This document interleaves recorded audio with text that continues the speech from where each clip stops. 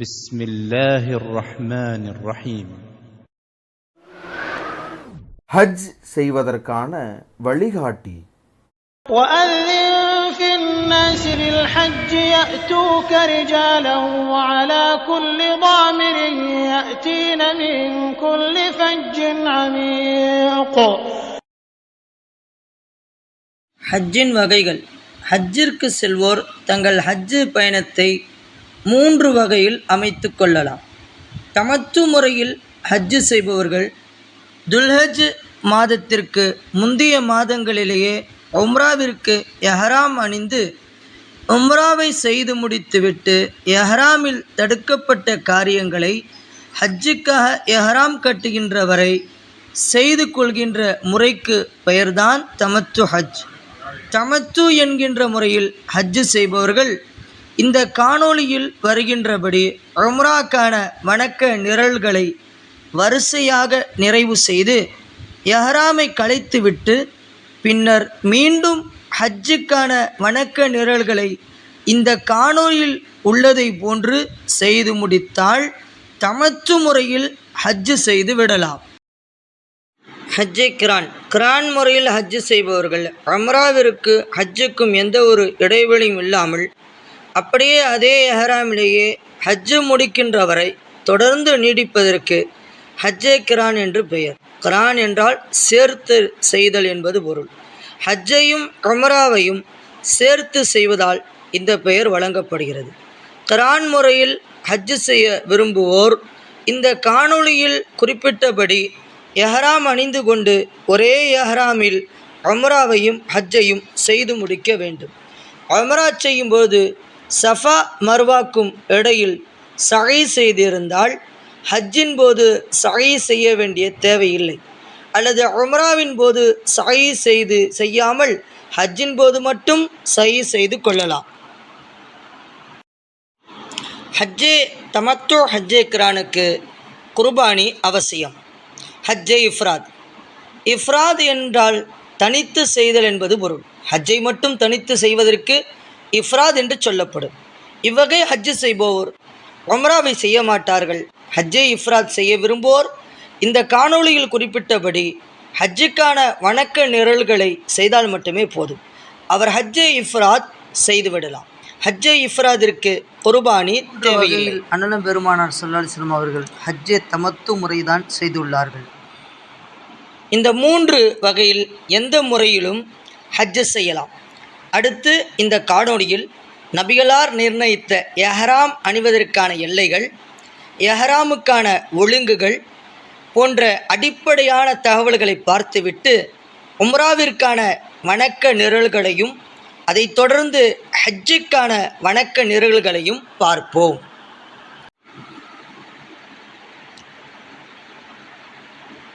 உலகின் பல்வேறு பகுதிகளில் இருந்து வரக்கூடிய பயணிகள் பல பகுதிகளில் எல்லைகளை நிர்ணயித்துள்ளார்கள். அதன் அடிப்படையில் மதீனா வழியாக வருபவர்கள் துல்ஹுலைஃபா என்கின்ற இடத்திலும், ஷாம் வழியாக வருபவர்கள் ஜுஅஃபா என்கின்ற இடத்திலும், நஜ்த் வழியாக வருபவர்கள் கர்னுல் மனாசில் என்கின்ற இடத்திலும், யமன் வழியாக வருபவர்கள் யலம்லம் என்கின்ற இடத்திலும் எஹ்ராம் அணிய வேண்டும் என்று நிர்ணயம் செய்தார்கள். இதன் அடிப்படையில் இந்தியாவிலிருந்து ஹஜ்ஜுக்கு செல்பவர்கள் சஅதியா என்று அழைக்கப்படும் யலம்லம் என்கின்ற இடத்தில்தான் எஹ்ராம் அணிய வேண்டும். எஹ்ராம் அணிதல். எஹ்ராம் அணிவதற்கு முன்பு குளித்து கொள்ள வேண்டும். எஹ்ராமின் போது ஆண்கள் அணிய வேண்டியவை: தையல் இல்லாத மேல்துண்டு, தையல் இல்லாத வேஷ்டி, காலில் செருப்பு அணிந்து கொள்ளலாம். எஹ்ராமின் போது தடுக்கப்பட்ட செயல்கள்: முடிகளை வெட்டக்கூடாது, நகங்களை வெட்டக்கூடாது, நறுமணம் பூசக்கூடாது, ஆண்கள் தலையை மறைக்கக்கூடாது,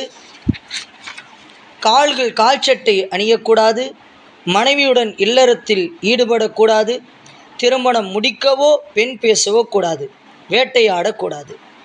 பெண்கள் செய்யக்கூடாதவை. முகத்தை மறைக்கக்கூடாது, கையுறைகள் அணியக்கூடாது.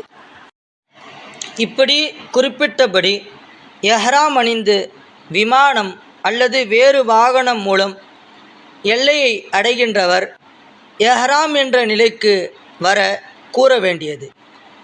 தமத்து முறையில் ஹஜ்ஜு செய்பவர் லப்பைக் உம்ரத்தன் என்று கூறிக்கொள்ள வேண்டும். கிரான் முறையில் ஹஜ்ஜு செய்பவர் லப்பைக் ஹஜ்ஜன் உம்ரத்தன் என்று கூறிக்கொள்ள வேண்டும். இஃப்ராத் முறையில் ஹஜ்ஜு செய்பவர் லப்பைக் ஹஜ்ஜன் என்று கூறிக்கொள்ள வேண்டும். எஹ்ராம் கட்டும் எல்லையிலிருந்து புறப்படும் பொழுது கிப்லாவை முன்னோக்கி தல்பியா கூற வேண்டும். தல்பியாவின் வாசகங்கள்: لبيك اللهم لبيك لبيك لا شريك لك لبيك إن الحمد والنعمة لك والملك لا شريك لك. இந்த தல்பியா வாசகங்களை ஆண்கள் உரத்த குரலிலும் பெண்கள் தங்கள் குரல் கொள்ளும் மக்காவின் ஹரம் எல்லை வரை சொல்லிக்கொண்டே இருக்க வேண்டும். வாருங்கள் இப்பொழுது உம்ராவின் வணக்க நிரல்கள் பற்றி பார்ப்போம். காபாவில் நுழையும் போது மற்ற பள்ளிவாசல்களில் நுழைவதை போன்றே வலது காலை எடுத்து வைத்து அல்லாஹும் அஃப்தஹ்லி அபுவாப ரஹ்மத்திக்க என்று பிரார்த்திக்க வேண்டும். பள்ளியில் நுழைந்தவுடன் தவாஃப் செய்வதற்கு தோதுவாக ஆண்கள் மட்டும் வலது தோள் பூஜத்தை திறந்தவாறு ஆடை அமைத்து கொள்ள வேண்டும். அடுத்து காபாவை தனது இடதுபுறமாக அமையச் செய்து ஹஜருல் அஸ்வது கல்லை கையால் தொட்டு முத்தமிடவோ அல்லது தொட முடியவில்லை என்றால் தொட்டு முத்தமிடுவதை போன்று செய்கினையோ செய்து கொள்ள வேண்டும். அல்லாஹு அக்பர் என்று சொல்லிக்கொள்ள வேண்டும். பிஸ்மில்லாஹி அல்லாஹு அக்பர் என்று மும்முறை சொல்லிக்கொண்டு ஹஜருல் அஸ்வதிலிருந்து ஆரம்பித்து 7 சுற்றுகள் சுற்ற வேண்டும். முதல் 3 சுற்றுகளை வேகமாகவும் மீதம் இருக்கின்ற 4 சுற்றுகளை மெதுவாகவும் சுற்ற வேண்டும். இந்த சுற்றுகளில் 3ஆம் கலிமாவையும் திக்ருகளையும் ஓதிக்கொள்ளலாம். காபாவின் 3வது மூலையில் அமைந்துள்ள ருக்குனே யமானியை கையால் தொட்டு முத்தமிட வேண்டும். தொட முடியவில்லை என்றால் சைக்கனை தேவையில்லை. ருக்குனே யமானியிலிருந்து ஹஜருல் அஸ்வதிற்கும் இடையே ரப்பனா ஆத்தினா ஃபித் துன்யா ஹசனா வஃபில் ஆஹிரத்தி ஹசனா வகீனா அதாபன்னார் என்ற இந்த துவாவை ஓதிக்கொள்ள வேண்டும். இப்படி ருக்குனே யமானியிலிருந்து ஹஜருல் அஸ்வதை நாம் அடைந்தால் முதல் சுற்றை பூர்த்தி செய்து விட்டோம். முதல் சுற்றில் எப்படி சைக்கனை செய்தோ தொட்டோ முத்தமிட்டோ தொடங்கினோமோ அதே போன்று ஹஜருல் அஸ்வதிலிருந்து அடுத்த சுற்றை தொடங்கி ருக்குனே யமானியிலிருந்து ஹஜருல் அஸ்வத் அடைகின்ற நேரத்தில் திரும்பவும் ரப்பனா ஆத்தினா ஃபித் துன்யா ஹசனா வஃபில் ஆஹிரத்தி ஹசனா வகீனா அதாபன்னார் என்கின்ற இந்த துவாவை ருக்குனே யமானியிலிருந்து ஹஜருல் அஸ்வத் வரை ஓதி அடுத்த சுற்றை பூர்த்தி செய்ய வேண்டும். இதுபோன்றே 3, 4, 5, 6, 7 சுற்றுகளை நிறைவுபடுத்த வேண்டும். 7 சுற்றுகள் முடிந்த பிறகு தனது வலது தோள் புஜத்தை மூடிக்கொண்டு மகாமே இப்ராஹிமுக்கு அருகில் சென்று வத்தஹத இப்ராஹிம முஸ்வல்லா என்று ஓத வேண்டும்.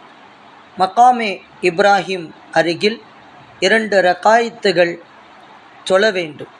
முதலாவது ரக்காயத்தில் சூரத்துல் ஃபாத்திஹாவுக்கு பிறகு குல்யாயுல் காஃபிர் சூறாவையும், 2வது ரக்காயத்தில் ஃபாத்திஹா சூறாவிற்கு பிறகு குல்ஹுல்லாஹு அஹது இஹ்லாஸ் சூறாவையும் ஓதிக்கொண்டு ஜம்சம் தண்ணீர் அருகே சென்று ஜம்சம் தண்ணீரை அருந்தி கொள்ள வேண்டும்.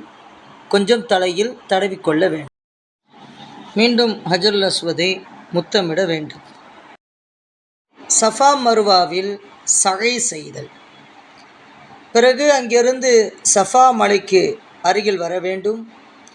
அதன் அருகில் நின்று இன்ன ஸஃபா வல் மர்வத மின் ஷாஇரில்லா என்கின்ற அத்தியாயத்தை ஓத வேண்டும்.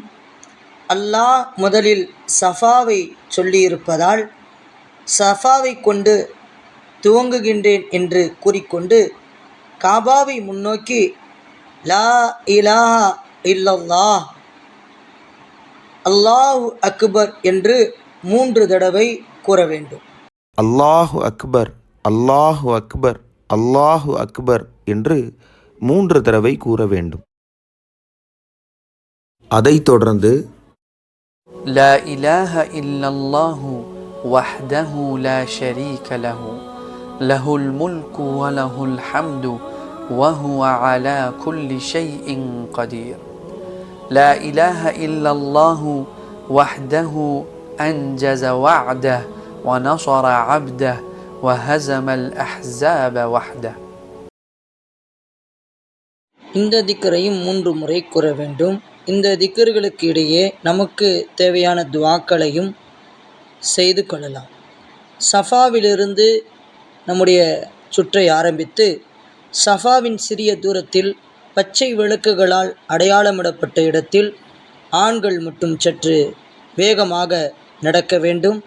அந்த இடத்தை கடந்தவுடன் சாதாரணமாக நடந்து மர்வாவை அடைய வேண்டும். இப்படி அடைந்தால் முதல் சுற்று முடிவடைந்து விடும். மர்வாவிற்கு வந்து மர்வாவின் மலை அருகே மலையின் மேலோ அல்லது அருகில் நின்று சஃபாவில் செய்ததை போன்றே செய்ய வேண்டும். பிறகு சஃபாவை நோக்கி திரும்பி வர வேண்டும். இது 2வது சுற்றாகும். மீண்டும் சஃபாவிலிருந்து மர்வாவிற்கு செல்ல வேண்டும். இப்படி கடைசி சுற்று மர்வாவில் முடிகின்ற விதத்தில் 7 சுற்றுகள் சுற்ற வேண்டும். இப்படி 7வது சுற்று முடிவடைந்ததும் தங்களுடைய தலைமுடிகளை குறைத்து கொள்ள வேண்டும். இத்துடன் உம்ராவுடைய வணக்க நிரல்கள் நிறைவு பெறுகிறது. தமத்து முறையில் ஹஜ் செய்வோர் தில்ஹஜ் பிற 8 ஹஜ்ஜுக்குரிய எஹ்ராம் கட்ட வேண்டும். எஹ்ராமில் தடுக்கப்பட்ட மனைவியுடன் இல்லறத்தில் ஈடுபடுவது உட்பட அனைத்தும் இப்பொழுது அனுமதிக்கப்படுகிறது. இந்த அனுமதி தில்ஹஜ் பிறை 8 எஹ்ராம் கட்டுகின்ற வரை நீடிக்கும். கிரான் முறையில் ஹஜ் செய்பவர்கள் உம்ரா முடிந்த பிறகு எந்த ஒரு இடைவெளியும் இல்லாமல் ஹஜ் முடிகின்ற வரை அதே எஹ்ராமிலே இருக்க வேண்டும். ஹஜ்ஜுக்கான நிகழ்ச்சி நிரல்கள் தில்ஹஜ் பிறை 8ஆம் நாள் ஹஜ்ஜுக்கான வணக்க நிரல்கள் தொடங்குகிறது. தமத்து முறையில் ஹஜ் செய்பவர்கள் லப்பைக் ஹஜ்ஜன் என்ற நியத்தை செய்து எஹ்ராமை கட்டிக்கொள்ள வேண்டும். எஹ்ராமில் பேண வேண்டிய ஒழுங்குகளை முன்னமே கூறியதை போன்று அந்த ஒழுங்குகளை பேணிக்கொள்ள வேண்டும். தங்கியிருக்கும் இடத்திலேயே தல்பியாவை சொல்லி 10ஆம் நாளன்று ஜமரத்துல் உக்பாவில் கல்லெறிகின்ற வரை தல்பியாவை நிறுத்தாமல் சொல்ல வேண்டும். பிறகு மினாவிற்கு சென்று அங்கு மறுநாள் பிறை 9 காலை வரை தங்க வேண்டும். மினாவில் லுஹர், அசர், மக்ரீப், இஷா, அடுத்த நாள் ஃபஜ்ர் ஆகிய தொழுகைகளை அந்தந்த நேரங்களில் தொழ வேண்டும். இதில் 4 ரக்காயத்துகள் தொழுகைகளை மட்டும் 2 ரக்காயத்துகளாக சுருக்கி தொழ வேண்டும். தில்ஹஜ் பிறை 9 அரஃபாவிற்கு செல்லுதல். அவ்வாறு செல்லும்போது தல்பியாவையும் அல்லாஹு அக்பரையும் தக்பீரையும் சொல்லிக்கொள்ளலாம். நமீரா என்ற அரஃபாவிற்கு அருகில் உள்ள இடத்தில் உச்சி சாயும் வரை இருந்து கொள்ள வேண்டும். சூரியன் உச்சி சாய்ந்ததும் பத்ருல் வாதி அல்லது ஒர்னா என்கின்ற இடத்தில் வர வேண்டும். அரஃபாவில் ஜுஹரையும் அஸரையும் 4 ரக்காயத்துகளை 2 ரக்காயத்துகளாக சுருக்கியும் தொழ வேண்டும்.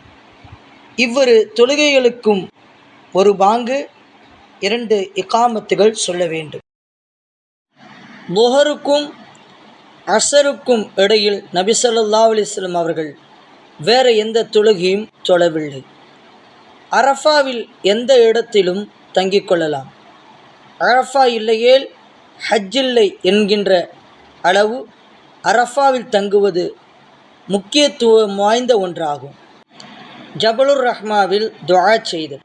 ஜபலுர் ரஹ்மா என்கின்ற மலையடிவாரத்தில் வந்து நின்று அங்கு கிப்லாவை முன்னோக்கி தனது கைகளை உயர்த்தி துஆ செய்ய வேண்டும். தல்பியாவும் சொல்லிக்கொள்ள வேண்டும். இல்லையேல் அரஃபாவில் எங்கும் நின்று கொள்ளலாம். சூரியன் மறைகின்ற வரை அங்கு தங்க வேண்டும். அரஃபா நாளில் ஹாஜிகளுக்கு நோன்பு இல்லை.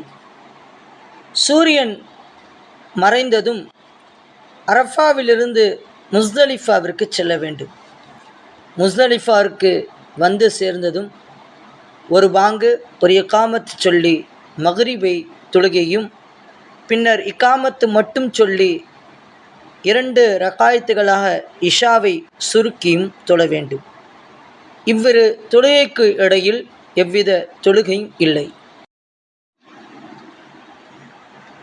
பிறகு ஃபஜ்ர் வரை உறங்க வேண்டும். ஃபஜ்ர் உதயமான பிறகு ஒரு பாங்கு ஒரு இகாமத்து சொல்லி ஃபஜ்ர் தொழுகை தொழ வேண்டும். பலவீனமானவர்கள் பெண்களை தவிர உள்ள எல்லா ஹாஜிகளும் முஸ்தலிஃபாவிலேயே ஃபஜ்ரை தொழ வேண்டும். பெண்கள் மற்றும் பலவீனமானவர்கள் நெருக்கடியை தவிர்ப்பதற்கு நடு இரவுக்கு பின் செல்லலாம். துல்ஹஜ் பிறை 10ஆம் நாள் மஷாருல் ஹராமில் துஆ செய்தல். மஷாருல் ஹராமுக்கு சென்று கிப்லாவை முன்னோக்கி அல்லாவை புகழ்ந்து தக்பீர் கூறி லா இலாஹா இல்லல்லாஹ் போன்ற திக்ர்களை செய்ய வேண்டும். பிரார்த்தனைகளையும் செய்ய வேண்டும். வானம் வெளுக்கின்ற வரை அதே சமயம் சூரியன் உதயமாவதற்குள் மஷாருல் ஹராமில் துஆ செய்ய வேண்டும். முஸ்தலிஃபாவில் எங்கு வேண்டுமானாலும் தங்கலாம். மீண்டும் மினாவிற்கு செல்லுதல். துல்ஹஜ் பிறை 10 அன்று சூரியன் உதிப்பதற்கு முன்னால் மினாவிற்கு திரும்ப வேண்டும். பத்ருல் முஹஸ்ஸர் என்ற இடத்தை அடைந்ததும் சற்று வேகமாக கடக்க வேண்டும். ஜமரத்துல் அக்கபாவிற்கு மையப்பாதையில் செல்ல வேண்டும். கல்லெறிவதற்காக முஹஸ்ஸரில் கற்களை பொறுக்கிக் கொள்ள வேண்டும். துல்ஹஜ் பிறை 10 அன்று ஜமரத்துல் அக்கபாவில் கல்லெறிய செல்லுதல். முஸ்தலிஃபாவிலிருந்து திரும்பும்போது கடைசியிலும் மக்காவிற்கு மிக அருகிலும் அமைந்திருக்கும் அக்கபாவாகும். மீனா தமது வலதுபுறத்திலும் மக்கா தமது இடதுபுறத்திலும் அமைந்திருக்கும் நிலையில் ஜமரத்துல் அக்கபாவில் முன்னோக்கி நிற்க வேண்டும். சுண்டி விளையாட கூடிய அளவில் உள்ள சிறிய 7 கற்களை ஜமராவில் எறிய வேண்டும். ஒவ்வொரு கல்லையும் எறியும் பொழுது அல்லாஹ் அக்பர் என்று தக்பீர் கூற வேண்டும். அதுவரை கூறி வந்த தல்பியாவை நிறுத்தி கொள்ள வேண்டும். சூரியன் உதயமான பிறகுதான் கல்லெறிய வேண்டும். முஸ்தலிஃபாவிலிருந்து இரவிலேயே புறப்பட்டு வந்த பெண்கள் சூரியன் உதயமாவதற்கு முன்பு கல்லெறிவதற்கு அனுமதி உண்டு. குர்பானி கொடுத்தல். கல்லெறிந்து முடித்ததும் மினாவில் அறுக்கும் இடத்திற்கு வந்து தமது குர்பானி பிரயாணியை அறுக்க வேண்டும். தமத்து அல்லது கிரான் முறையில் ஹஜ் செய்பவர்கள் குர்பானி கொடுக்க வேண்டும். அவ்வாறு கொடுக்க இயலாதவர்கள் அங்கிருக்கும் பொழுது 3 நோன்புகளும் ஊருக்கு திரும்பிய பிறகு 7 நோன்புகளும் ஆக மொத்தம் 10 நோன்புகள் நோக்க வேண்டும். குர்பானி கொடுத்ததும் தம் தலையை மொட்டையடித்து கொள்ள வேண்டும் அல்லது குறைத்து கொள்ள வேண்டும். மொட்டையடிப்பதே சிறந்தது. தலையை மலிப்பது ஆண்களுக்கு மட்டும்தான். பெண்கள் சிறிது குறைத்து கொள்வது போதுமானதாகும். இவ்வமல்களை முடித்த பிறகு ஹாஜி எஹ்ராமில் இருந்து வெளிவந்து விடுவார். தடுக்கப்பட்ட மனைவியுடன் இல்லறத்தில் ஈடுபடுவதைத் தவிர மற்ற அனைத்தும் இப்பொழுது அனுமதிக்கப்படுகிறது. இதன் அடிப்படையில் ஹாஜி தையல் சட்டை அணிந்து கொள்ளலாம், நறுமணம் பூசிக்கொள்ளலாம். இது முதல் விடுதலை எனப்படும். முடியை குறைத்தும் அல்லது மலித்த பிறகு புனித ஆலயத்திற்கு காபாவிற்கு சென்று ஹஜ்ஜுக்குரிய தவாஃபை செய்ய வேண்டும். இந்த தவாஃப் செய்யும் போது முதல் 3 சுற்றுகள் சற்று வேகமாக ஓடுவதும் வலதுபுறத்தை திறந்திருப்பதும் தேவையில்லை. 7வது சுற்று முடித்ததும் மகாமே இப்ராஹீமில் 2 ரக்காயத்து தொழ வேண்டும். பிறகு சஃபா மர்வாக்கு இடையே சஅய் செய்ய வேண்டும். கிரான் முறையில் ஹஜ் செய்வோர் உம்ராவின் போது சஅய் செய்திருந்தால் இப்பொழுது சஅய் செய்ய வேண்டிய அவசியம் இல்லை. இந்த தவாஃபை முடித்தவுடன் மனைவியுடன் இல்லறத்தில் ஈடுபடுதல் உட்பட அனைத்தும் அனுமதிக்கப்படும். இது 2வது விடுதலை எனப்படும். பிறகு ஜம்சம் தண்ணீர் குடித்து கொள்ள வேண்டும். துல்ஹஜ் பிறை 10ஆம் நாள் அன்று கல்லெறிதல், பலியிடுதல், தலைமுடியை களைதல், தவாஃபுல் இஃபாதா ஆகிய வரிசைப்படிதான் நபி ஸல்லல்லாஹு அலைஹி வஸல்லம் அவர்கள் செய்துள்ளார்கள். அதன் அடிப்படையில் நாமும் செய்ய வேண்டும். எனினும் இந்த வணக்கங்களை முன்பின் செய்து கொண்டால் குற்றமில்லை. மினாவில் தங்குதல். பிறகு மினாவிற்கு வந்து பிறை 11, 12, 13 ஆகிய நாட்கள் மினாவில் தங்க வேண்டும். தக்க காரணம் உள்ளவர்கள் மட்டும் மக்காவில் தங்கிக் கொண்டு மினாவில் வந்து கல்லெறியலாம். ஜமராக்களுக்கு கல்லெறிதல். பிறகு பிறை 11 அன்று சூரியன் உச்ச சாய்ந்ததும் 3 ஜமராக்களிலும் 7 கற்கள் வீதம் எறிய வேண்டும். மஸ்ஜிதுல் ஹைஃபிற்கு அருகிலுள்ள முதல் ஜமராவிலிருந்து கல் எறிய வேண்டும். ஒவ்வொரு சிறிய கல்லை எறியும் பொழுதும் பிஸ்மில்லாஹி அல்லாஹு அக்பர் என்று கூற வேண்டும். கல்லெறிந்த பிறகு சற்று வலது பக்கமாக சென்று கிப்லாவை முன்னோக்கி கைகளை உயர்த்தி நீண்ட நேரம் துஆ செய்ய வேண்டும். அடுத்ததாக 2வது ஜமராவிற்கு சென்று முன்பு கூறியதை போன்றே 7 கற்கள் வீதம் கல்லெறிந்துவிட்டு இடது பக்கமாக சென்று நீண்ட நேரம் கைகளை உயர்த்தி துஆ செய்ய வேண்டும். பிறகு 3வது ஜமராவுக்கு வந்து மக்கா தமது இடதுபுறமாகவும் மினா தமது வலதுபுறமாகவும் அமையுமாறு நின்று கல்லெறிய வேண்டும். இங்கு கல்லெறிந்த பிறகு அங்கு நிற்கக்கூடாது. துல்ஹஜ் பிறை 12 அன்று கல்லெறிய செல்லுதல். துல்ஹஜ் பிறை 12 அன்றும் பிறை 11 கல்லெறிந்தது போலவே 12 அன்றும் கல்லெறிய வேண்டும். பிறை 13 அன்று தங்காமலேயே பிறை 12வது நாளிலேயே ஊர் திரும்புவதற்கு அனுமதி உண்டு. எனினும் பிறை 13 அன்று தங்கிச் செல்வது நபி வழியாகும். தக்க காரணம் உள்ளவர்கள் 2 நாட்கள் எறிய வேண்டிய கற்களை ஒரே நாளில் எறியலாம். பிறை 13 அன்று கல்லெறிதல். பிறை 13 அன்றும் முந்தைய நாட்கள் கல்லெறிந்ததைப் போலவே கல்லெறிய வேண்டும். பிறை 12 அல்லது 13 கல்லெறியும் வணக்கம் முடிந்ததும் மஸ்ஜிதுல் ஹராமிற்கு சென்று அதிகமாக தொழ வேண்டும். அதிகமாக தவாஃபும் செய்ய வேண்டும். தேவைகள் முடிந்து பயணத்தை உறுதி செய்ததும் காபாவிற்கு சென்று தவாஃபுல் விதா விடைபெறும் தவாஃப் செய்ய வேண்டும். தவாஃபுல் விதாவோடு ஹஜ்ஜுக்கான வணக்க நிரல்கள் முடிவடைந்து விட்டன. ஹஜ் செய்பவர்கள் கவனிக்க வேண்டிய சில முக்கிய சட்டங்கள். எஹ்ராமின் போது பெண்கள் கவனிக்க வேண்டியவை: கையுறை அணியக்கூடாது, முகத்தை துணியால் மூடக்கூடாது, வழக்கம்போல் தலை மூடியிருக்க வேண்டும், வழக்கம்போல் தையலுள்ள ஆடைகளை அணியலாம். பெண்களுக்கு தனி எஹ்ராம் ஆடை கிடையாது. அவர்கள் தங்களுடைய அங்கங்களை மறையும் அளவிற்குள்ள இஸ்லாம் அனுமதித்த எந்த ஆடையும் அணிந்து கொள்ளலாம். எஹ்ராமின் போது ஆண்கள் கவனிக்க வேண்டியது: தலையை துணியை போன்றவற்றால் மறைக்கக்கூடாது, சட்டை அல்லது தையல் போட்ட எந்தவித ஆடைகளும் அணியக்கூடாது. தவாஃபின் போது இடதுபுறம் மூடி வலதுபுறத்தை திறந்து வைத்திருக்க வேண்டும்.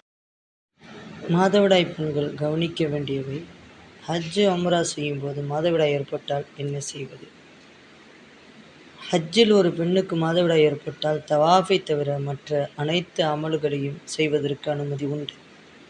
தவாஃபுல் இஃபாதாவை நிறைவேற்றுவதற்கு முன்பு ஒரு பெண்ணுக்கு மாதவிடாய் ஏற்பட்டால் அந்த பெண் தவாஃபை நிறைவேற்ற வரை காத்திருந்து தூய்மையான பிறகு தவாஃபுல் இஃபாதாவை செய்ய வேண்டும். ஏனெனில் அதுதான் ஹஜ்ஜுக்குரிய தவாஃபாகவும் கடமையான தவாஃபாகும்.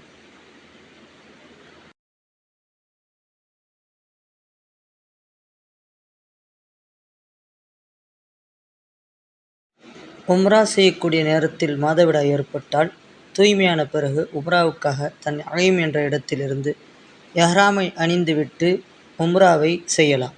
ஒரு பெண் புறப்படும் பொழுது தனக்கு எப்போது மாதவிடாய் ஏற்படும் என்பது அவருக்கு தெரியும். இதுபோன்ற சந்தர்ப்பங்களில் அவர் கிரான் முறையில் ஹஜ்ஜை எல்லையில் எஹ்ராம் அணிந்தவர் மக்கா செல்லும் வரை தல்பியா சொல்லிக் கொண்டிருப்பது சுன்னத்தாகும்.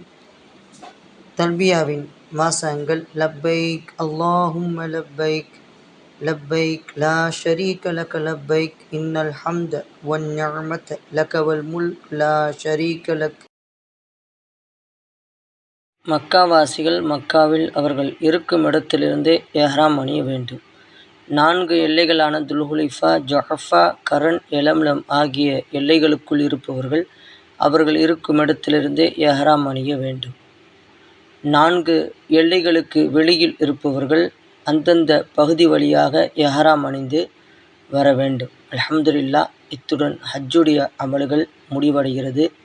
அல்லாஹ் ரப்புல் ஆலமீன் நம்முடைய ஹஜ்ஜம் மபூரராவாக ஆக்கி அருள் புரிவதோடு அன்று பிறந்த குழந்தையை போன்று நாடு திரும்பக்கூடிய பாக்கியத்தையும், ஹஜ்ஜுக்கு பிறகுள்ள வாழ்க்கை அதற்கு முந்தியுள்ள வாழ்க்கையை விட சிறந்ததாக, பாவங்கள் மன்னிக்கப்பட்டதாக, இறைபொருத்தம் பெற்றதாக ஆக்கி அருள் புரிவானாக. உலக மக்கள் அனைவருக்கும் இந்த ஹஜ்ஜுடைய பாக்கியத்தை நசீபாக்கி தருவானாக. ஹமீதியா ஹஜ் சர்வீஸ் குழுமத்திலிருந்து அழகிய ஒரு பதிவுகள் பதிவிடப்படுகிறது. அஸ்ஸலாமு அலைக்கும் வரஹ்மத்துல்லாஹி தஆலா வபரகாத்துஹு.